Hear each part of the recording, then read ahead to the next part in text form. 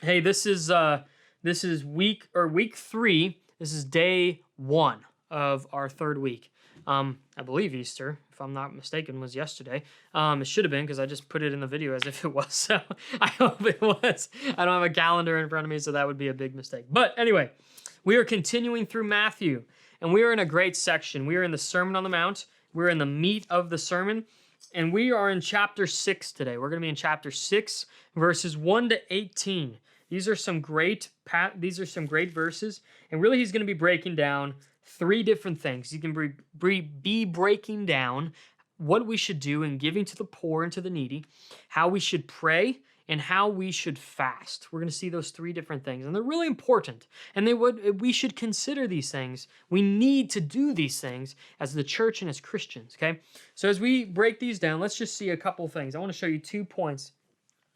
What Jesus is, one of the main things that he's getting at is this, is that prayer, fasting, and giving needs to be done without pride. Without pride. So if I were to pray right now on this mic, or if I were to fast, you don't need to know that. You don't need, not only that, but you don't need to know as you're going to see here, he describes a Pharisee who's just praying and fasting and making everybody know that he's praying and fasting. He's giving to the poor. Oh, look at me, cut this check for this person.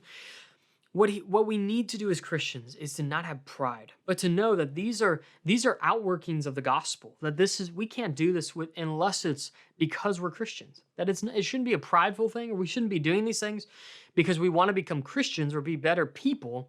But we do these things because we love Jesus, so we follow him and we make him known.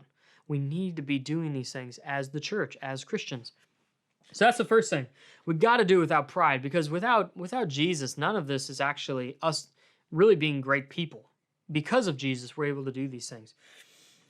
Here's the other part, is that in the main section of this passage is on prayer, right? Matthew shows that Jesus gives really a system of how we should pray, okay? And here's what Jesus is assuming.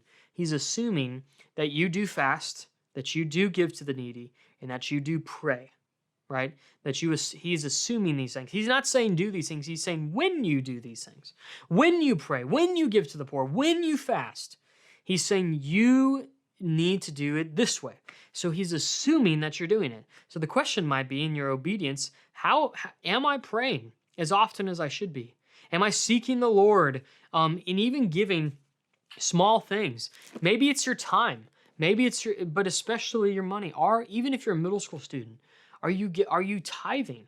If you have, maybe you should start that discipline of tithing to the church, of giving to the church, or giving to some organization that you're really passionate about, a pro-life ministry, or some ministry that helps the needy. Just consider these things. Be mature and to seek, how can I use my gifts, my talents, my resources to help people? And Jesus is assuming that you would do these things, okay?